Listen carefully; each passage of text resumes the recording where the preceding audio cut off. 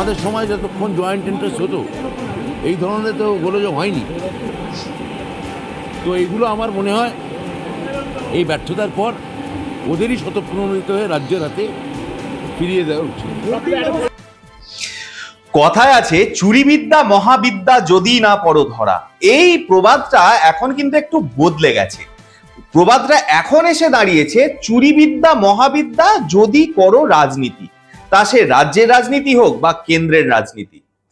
একে তো আমাদের এই শিক্ষা দুর্নীতি নিয়ে দিদিমণির পশ্চিমবঙ্গ তো বিশ্বমানের একটা নজির সৃষ্টি করে ফেলেছে। এবার সেই কালির আঁচ গিয়ে লাগলো কেন্দ্র সরকারের হাতেও। একে এই যে নিট স্ক্যাম চলছে, এই নিট স্ক্যামে তো গোটা দেশ একদম উত্তাল হয়ে গেছে, তোলপাড় হয়ে গেছে। আর এই নিট স্ক্যাম হওয়ার পরেই একদম চোখ চকচক করে উঠেছে পশ্চিমবঙ্গ সরকারের শিক্ষামন্ত্রীর। হবে না কেন? এক চোর তো আর এক চোরকে চুরি করতে দেখলে তার তো লোভে চোখ চকচক করে উঠবেই।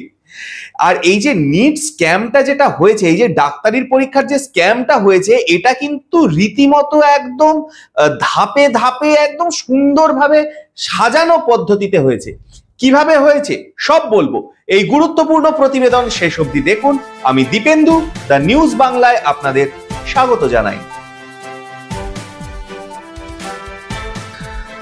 ডাক্তারির পরীক্ষা নিট, এই নিটের স্ক্যামের যে প্রশ্নপত্র ফাঁস হয়েছে, সেই প্রশ্নপত্র এক একটা প্রশ্নপত্র বিক্রি হয়েছে 30 থেকে 32 লক্ষ টাকায়। বিস্ফোরক স্বীকারোক্তি দিলেন এই প্রশ্নপত্র মামলায় গ্রেপ্তার হওয়া মাস্টার মাইন্ড অমিত আনন্দ। বিহারের বাসিন্দা অমিত প্রশ্নপত্র ফাঁস মামলায় বিহার পুলিশের হাতে গ্রেপ্তার হয়েছে। এখনো পর্যন্ত পাওয়া তথ্য অনুযায়ী অমিত বিহার পুলিশের কাছে স্বীকার করেছে যে পরীক্ষার একদিন আগে তার হাতে প্রশ্নপত্র চলে আসতো, আর সেই প্রশ্নপত্র বিক্রি হয়েছে 30 থেকে 32 লক্ষ টাকায়। বিহারে গ্রেপ্তার হওয়া অমিত জানিয়েছে যে পরীক্ষার আগের দিন তার হাতে প্রশ্নপত্র আসে, তাই টাকা দেওয়া পরীক্ষার্থীরা প্রস্তুতি নেওয়ার জন্য 24 ঘন্টা সময় পেয়েছিলেন। প্রাথমিকভাবে জানা গেছে যে অমিত বেআইনিভাবে একটা কোচিং এবং তার সঙ্গে কনসালটেন্সি এজেন্সি চালাতো। শুধু কোচিং সেন্টার কেন, রীতিমতো ওয়েবসাইট, ইউটিউব চ্যানেল সবই রয়েছে এই গুণধর ব্যক্তির। এদের এই চিটিংবাজি সংস্থার নাম হচ্ছে ট্রাইব্যাক ব্লু। ইউটিউবে রীতিমতো বিখ্যাত এই অমিত আনন্দ স্যার। ওয়েবসাইটে তো বেশ বড় বড় করে লেখা রয়েছে ম্যাথ গুরু অমিত আনন্দ স্যার। ভাবুন একবার, অমিত ছাড়াও এই মামলায় আরো 13 জন, মানে এই নিট স্ক্যাম মামলায় মোট 14 জন গ্রেপ্তার হয়েছে এখনো পর্যন্ত। শনিবার দিনেই বিহার সরকারের আর্থিক দুর্নীতি বিভাগ একটা অভ্যন্তরীণ রিপোর্ট জমা দিয়েছে। সেই রিপোর্ট অনুযায়ী নিট পরীক্ষার দুর্নীতির মূল অনেক গভীরে, প্রায় পরিকল্পিত এবং ছন্দবদ্ধ দুর্নীতি, যার বিভিন্ন ধাপ রয়েছে। নিটের এক একটা প্রশ্নপত্রের দাম 15 লক্ষ টাকা থেকে 30 লক্ষ টাকা পর্যন্ত ছিল। শুধু তাই নয়, প্রশ্নের উত্তর লিখে দেওয়ার জন্য ছিল একটা সলভার গ্যাংও। তাদের জন্য আবার আলাদা করে 10 থেকে 15 লক্ষ টাকা দিতে হতো। সব মিলিয়ে এই একজন ছাত্রকে মেডিকেলে চান্স পাইয়ে দেওয়ার জন্য মোট 1 কোটি টাকা খরচা করতে হতো। এখন ঠিক কত সংখ্যক পরীক্ষার্থী এই নিটে পাশ করেছে সেটাই এখন মূল তদন্তের বিষয়। ভাবুন একবার, এ যেন পুরো একদম সিনেমার গল্প, একদম সেই রাজকুমার হিরানির বিখ্যাত সিনেমা মুন্না ভাই MBBS।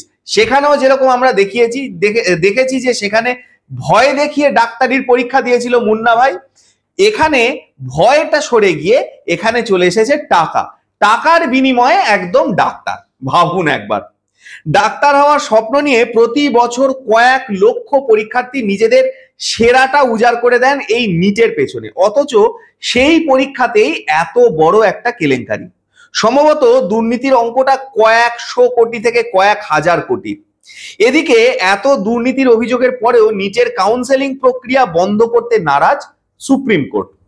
বৃহস্পতিবারও শীর্ষ আদালত জানিয়ে দিয়েছে যে কাউন্সেলিং প্রক্রিয়া যথা সময়ে শুরু হবে। তবে ন্যাশনাল টেস্টিং এজেন্সির দাবি মেনে 3টি হাইকোর্টে নিট সংক্রান্ত মামলার শুনানিতে স্থগিতাদেশ দিয়েছে সুপ্রিম কোর্ট। আগামী 6ই জুলাই ওই কাউন্সেলিং প্রক্রিয়া শুরু হবে। এ তো গেল স্ক্যামের খবর। এবার আসুন আমাদের রাজ্যের খবরে। আমাদের রাজ্যের খবর নিয়ে কি বলবো, বলতেও হাসি পাচ্ছে। যে রাজ্য শিক্ষা দুর্নীতি, নিয়োগ দুর্নীতিতে একদম দেশের মধ্যে 1 নম্বরে, যে রাজ্যের প্রাক্তন শিক্ষামন্ত্রীর বান্ধবীর ফ্ল্যাট থেকে কোটি কোটি টাকা উদ্ধার হয়েছে এবং সবগুলোই সেই দুর্নীতিতে পাওয়া টাকা, সেই রাজ্যের সেই প্রাক্তন শিক্ষামন্ত্রী যে এখন কিনা জেলের ঘানি টানতে ব্যস্ত, সেই রাজ্যের বর্তমান শিক্ষামন্ত্রী কি বলছে শুনে নিন। বর্তমান শিক্ষামন্ত্রীর দাবি হচ্ছে যে এই যে ডাক্তারির পরীক্ষা, এই ডাক্তারির পরীক্ষা রাজ্যে ফেরত আনতে হবে। ভাবুন একবার, যে রাজ্যে মানে এ যেন বিড়ালকেই মাছ পাহারা দিতে দেওয়া। কি বললেন ব্রাত্য বসু, শুনে নিন আরো একবার। শিক্ষক দুর্নীতি নিয়ে অনেক আলোচনা হলো, অনেক টকশো হলো, অনেক তদন্ত হলো, অনেক গ্রেপ্তারও হলো, কিন্তু কেন্দ্রীয় সরকারের এই যে নিট, সেটার ক্ষেত্রে যা হলো গোটা ভারত দেখছে। তার জন্যে কি এই এত কোনো তদন্ত হবে না? আমাদের সময় যতক্ষণ জয়েন্ট ইন্টারেস্ট হতো এই ধরনের তো গোলযোগ হয়নি। তো এইগুলো আমার মনে হয় এই ব্যর্থতার পর ওদেরই স্বতঃপ্রণোদিত হয়ে রাজ্যের হাতে ফিরিয়ে দেওয়া। কি সুন্দর কথা, কেন্দ্র চুরি করেছে তাই রাজ্যের চুরি নিয়ে কোনো কথা বলা যাবে না। আসলে এক চোর তো আর এক চোরের চুরির পরে তার তো লোভে চোখ চকচক করে উঠবেই, তাই না? আর আমরা মানে সাধারণ মানুষরা কি বলি বলে জানেন তো ব্রাত্যবাবু? মমতা সরকারের চুরিটাও চুরি, কেন্দ্র সরকারের চুরিটাও চুরি। বিজেপি বা তৃণমূল থেকে টাকা পাওয়া, বিজ্ঞাপন পাওয়া বিভিন্ন মেন স্ট্রিম মিডিয়া, তারা কিন্তু বিভিন্ন দলের ঝোল টেনে কথা বলে, দোষ চেপে রেখে কথা বলে। কিন্তু আমরা দ্য নিউজ বাংলা কিন্তু কোনো রাজনৈতিক দল থেকে স্পন্সার্ড নই। আমরা নিজের দমে নিজেদের সত্যি কথা, একদম তথ্য সহ সত্যি কথা আপনাদের সামনে তুলে ধরি, দর্শকদের সামনে তুলে ধরি। আপনারা কি বলেন? আপনাদের মূল্যবান এবং গুরুত্বপূর্ণ মতামত জানান দ্য নিউজ বাংলার কমেন্ট সেকশনে। আর দেখতে থাকুন দ্য নিউজ বাংলা। এই ধরনের কোনো খবরই আমরা চেপে রাখতে দেব না।